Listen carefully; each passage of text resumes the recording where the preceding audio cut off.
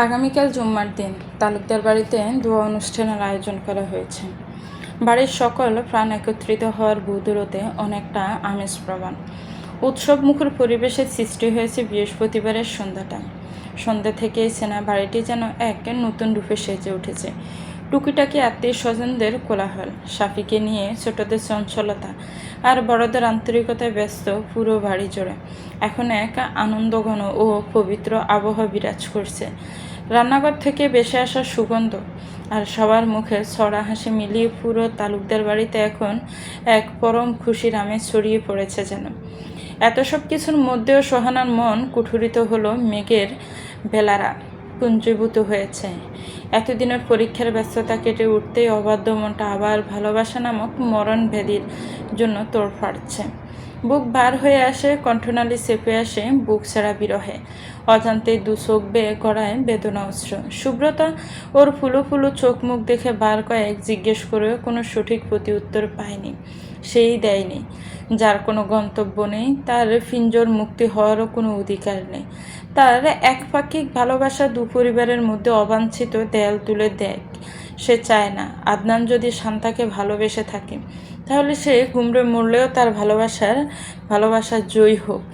এই যে সন্ধ্যা হতে মেহেরাদের সাথে ছুটোছুটি করছে আদনান, সোহানা একবারও লোকটার দিকে তাকায়নি, সামনেই পড়েনি। অবশ্য সে সামনে গেল কি না গেল, এত ব্যস্ততার মধ্যেও কেউ নিশ্চয়ই খেয়াল করবে না। যাক, এতেও স্বস্তি। এতক্ষণ ধরে দৌড়ঝাঁপ করে ছুটোছুটিতে সকলে বেশ ক্লান্ত। সময়ের তালে তালে দীপের সাথে আদনান মেহেরাদের সম্পর্ক বেশ গাঢ় হয়েছে। ওর পরিবারের সাথেও। এলাকার ছেলে হলেও টুকিটাকি পরিচিত ছাড়া প্রথমে আহামরি তেমন সম্পর্ক ছিল না। তবে এখন নিজের ছোট ভাইয়ের মতোই ট্রিট করে দীপকে আদনান আর মেহেরাদ যেন তিন ভাই। বেশ খানিকটা কাজ আয়ত্তে আসতে সকলে ড্রয়িং রুমে এসে বসলো একটু স্বস্তির শ্বাসটুকু ফেলতে। সুরাইয়ার জাহানারা বেগম শান্তাকে ঠেলে ঠুলে কাজের ব্যস্ততার বাহানায় শরবত দিয়ে পাঠালো আদনানদের কাছে। শান্তা আবার ছোট বোনকে বগল দাবা করেছে। সে একা আসতে নারাজ আদনানের সামনে। সুব্রতার তো পায়ের সমস্যা, ওকে এসব কাজে টাজে বুলেও কেউ টাকবে না। মেয়েটা চাইলেও কড়া করে নিষেধাজ্ঞা জারি করা হয়। অজ্ঞাত সুব্রতা এমনি ড্যাং ড্যাং করে তার স্বামীটাকে দেখতে ড্রয়িং রুমে উকি দিল। ইস, কি পরিশান্ত দেখাচ্ছে সুদর্শন মুখটা। একটু ব্যথিত হলো মেয়েটার কবুতরের নরম হৃদয়টা। মেয়েরা চিনি ছাড়া শরবত খেতে পছন্দ করে, এটা মনে পড়তে চট করে আবারও কিচেনের রুমের দিকে পা বাড়িয়ে বানিয়ে নিয়ে আসলো স্বামীর জন্য আলাদা করে শরবত। নাখোশ চিত্তে ড্রয়িং রুমে আসলেও বর্তমানে অনুভূতি শূন্য হয়ে স্থির হয়ে আছে শান্তা। আদনানের পাশেই দীপ, ছেলেটার আকুতি ভরা দৃষ্টি তার দিকে নিবদ্ধ। ব্যাপারটা বেশ অনুভব করছে মেয়েটা। অবাধ্য মনটা বেহায়ার করুণ সুরে নৃত্য করছে ভেতরে। যতই দূরে থাকতে চাই অসহ্য অনুভূতি থেকে, তা আষ্টে পৃষ্ঠে জড়িয়ে ধরে তার নরম হৃদয়টাকে। তার মনে হলো তাকে দেখে মেয়েটা স্থির জমে গেল। ভিতরের এক অদৃশ্য তোলপাড় তার প্রেয়সীকে আনন্দিত করছে। এই তোলপাড়, আন্দোলন, সংকোচ সব কিসের জন্য? তার থেকে মুক্তি পাওয়ার আশায়? সে কি বেশি বিরক্ত করছে? কই না তো। সে কি এতই অবাগা? একটুও কি ভালোবাসা প্রাপ্য না তার?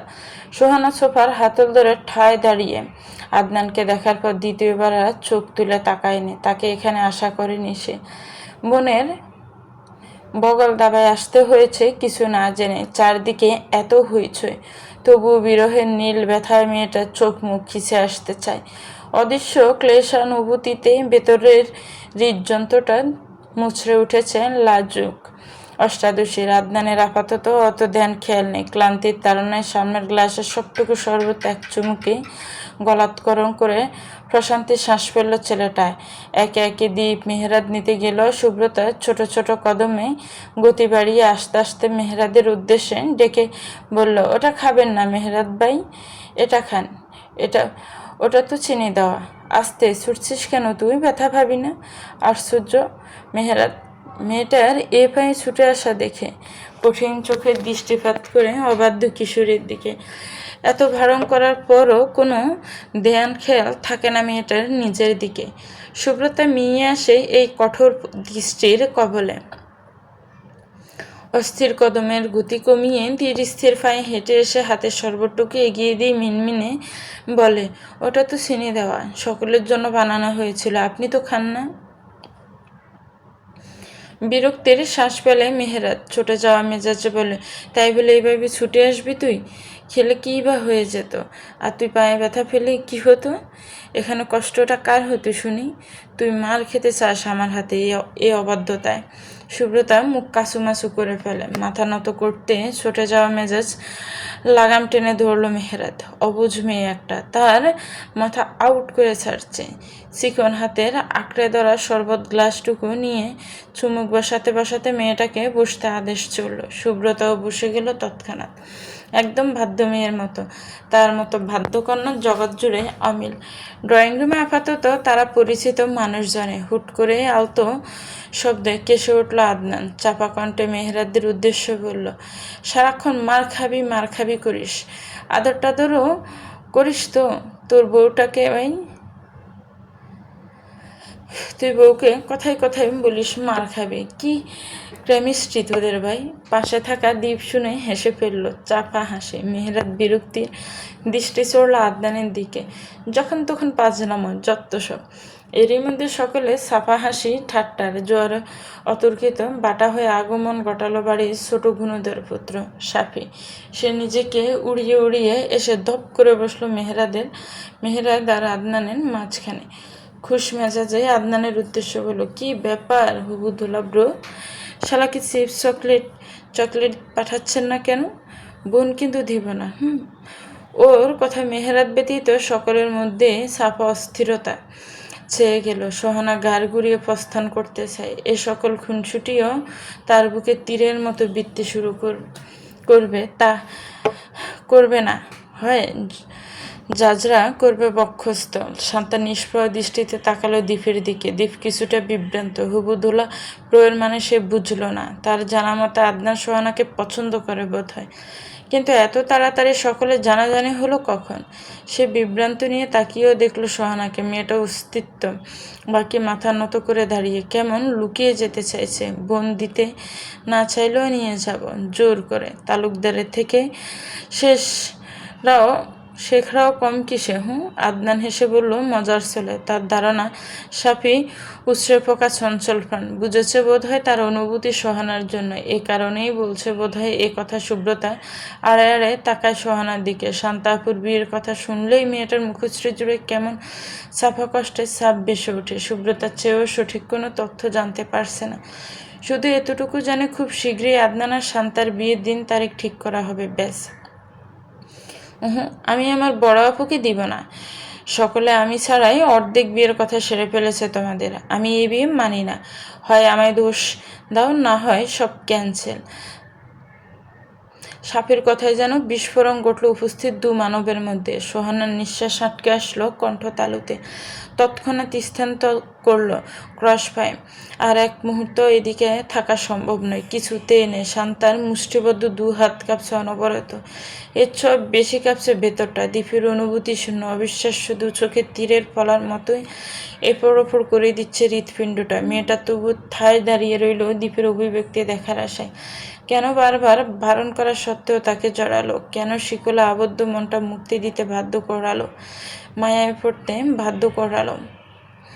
এখন কি হবে তাদের দুটো ভাঙা হৃদয়ের এ ভালোবাসা বহি প্রকাশে যে মিলবে করুণ লাঞ্ছনা? কে মেনে নিবে সমাজের বহির্গত নিয়মের এই সম্পর্ক? এই যে এক নিষিদ্ধ টান। দ্বীপ শান্তার দৃষ্টি রেখে নিষ্প্রয়সরে সাফিকে জিজ্ঞেস করলে, কাদের বিয়ে সাফি? কেন, শান্তা আপু আর আদনান ভাইয়ের বিয়ে তো সেই কবে থেকেই ঠিক করা, তুমি জানো না ব্রো? ছেলেটার চপল গলার জবাব। দ্বীপ যন্ত্রের ন্যায় উঠে দাঁড়ালো সোফা হাতে।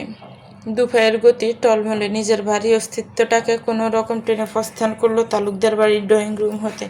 মেয়েরা পিছু ডাকলো, তবুও জমে যাওয়া দুটো পা টেনে প্রস্থান করলো ছেলেটা।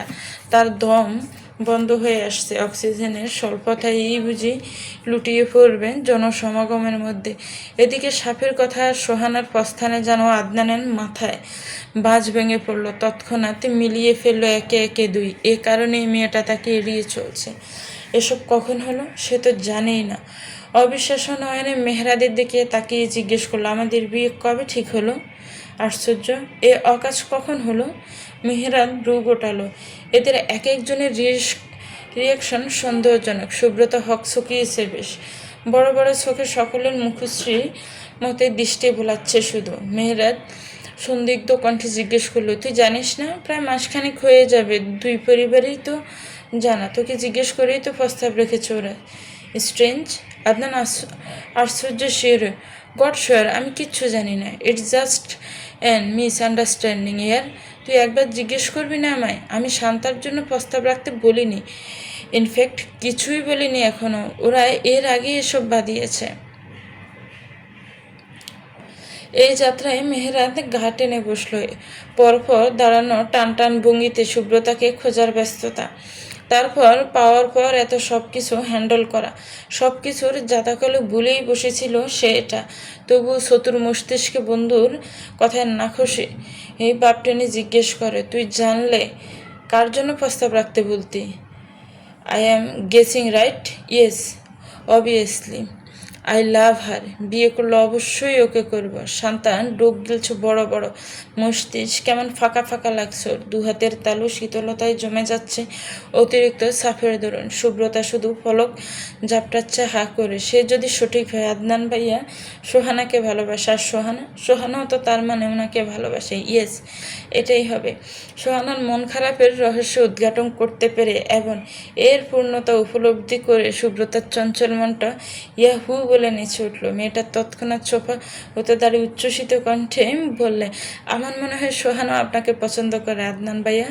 আরেকটা ছোটোখাটো বিস্ফোরণ ঘটল ড্রয়িং রুম জুড়ে সুব্রতার কথার। আদনান তৎক্ষণাৎ সম্মতি জানিয়ে বলল, maybe that's means you love each other. আমি ওকে কখনো কনফেশনও করতে পারলাম না। আর ফ্যামিলিগুলো কি কূটনীতি চালালো আল্লাহ! আমাকে এক্ষুনি ওকে সব জানাতে হবে। এই কারণেও আমায় বিগত দিনগুলো থেকে এড়িয়ে চলছে। মাই গড! আদনান ছুটে সোহানার কাছে যেতে চায়, কিন্তু বাধা হয়ে দাঁড়ায় মেহরাত। আদনানের বাহু টেনে তির্যক দৃষ্টিতে তাকিয়ে বলে, আমি এখনো দাঁড়িয়ে আছি এদিকে। কোথায় যাচ্ছিস তুই? আমার বোনের সাথে আমায় কথা বলতে দে। নিজেকে মেহরাদের কাছ থেকে ছাড়িয়ে নিল আদনান। নো মেহরাদ, আমায় ক্লিয়ার করতে দে সব আগে। খবরদার একদম বিলেন বাই সাজতে আসবি না আমার ভালোবাসায়। আমারটা আমায় হ্যান্ডেল করতে দে। তোর ভালোবাসায় সব সময় সাপোর্টিভ ছিলাম আমি। আমারটাই বিলেন সাজতে আসবি তো খুলি উড়িয়ে দিবে, একদম ভুলে দিলাম। দাঁড়া, তোরটা পরে দেখছি।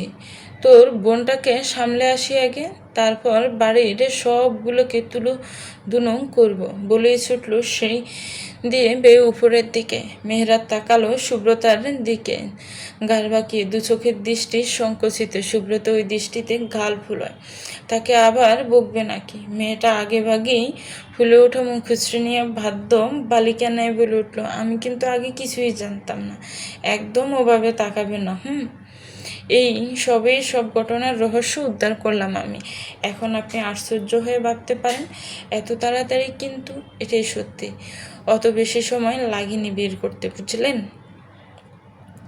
চালাক কিনা আমি? খুশি হন, আপনি একটা চালাক বউ পেয়েছেন। মেহরাত কপাল চেপে ধরে হাতের আঙ্গুলে পুরুষ্ট অদর বেঁকে আসে চাপা হাসির ঝিলিকে। এরকম একটা মোমেন্টও তার বউ তাকে হাসতে বাধ্য করছে। বোকা বোকা কথায় কি কপাল তার! আগামীকাল একটা অনুষ্ঠান, আর এরা এদিকে তামাশা লাগিয়ে বসেছে। ইচ্ছে করছে সবগুলোকে দফায় দফায় মার দিতে। শান্তা যেন স্থির ডেকর তুলছে ভেতরে ভেতরে, আবার অবাকও হচ্ছে ছোট বোনের ব্যাপারটা ঠাউর করে। মেয়েটা এতদিন কত কষ্টই না ছিল, সে একটুও বুঝলো না। অবশ্য বুঝবেই বা কী করে, সে নিজেই তো ভিন্ন গ্রহে ছিল। তবুও স্বস্তি, এখনই বিয়ের প্যারা থেকে মুক্তি অন্তত। পরক্ষণেই আবার ভেতরটা কেঁপে ওঠে মেয়েটার। দ্বীপের এই নিষ্প্রাণ গোলাটে দৃষ্টির তাড়নায় ছেলেটা কোথায় গেল ওভাবে? ভুলভাল কিছু করে ফেলবে না তো? কীভাবে খবরটুকু নেবে? তার কাছে তো ছেলেটার নাম্বারও নেই। বুকটা জ্বলে ওঠে অদৃশ্য এক অনুভূতির জোয়ারে। চলবে তো ভিউয়ার্স, আজকের পর্বটা কেমন লেগেছে একটি গঠনমূলক কমেন্টস করে জানাবেন। আজকের কমেন্টগুলো কিন্তু ছোটোখাটো হলে চলবে না, বড় করে একটা সুন্দর গঠনমূলক কমেন্ট চাই। গল্পটা ভালো লাগলে একটি লাইক করবেন, গল্পটাকে শেয়ার করবেন, আমার চ্যানেলের সাথেই থাকবেন। যারা অলরেডি আমার চ্যানেলকে সাবস্ক্রাইব করে রেখেছেন তাদেরকে অনেক অনেক ধন্যবাদ। আল্লাহ হাফিজ। আসসালামু আলাইকুম রহমতুল্লাহ।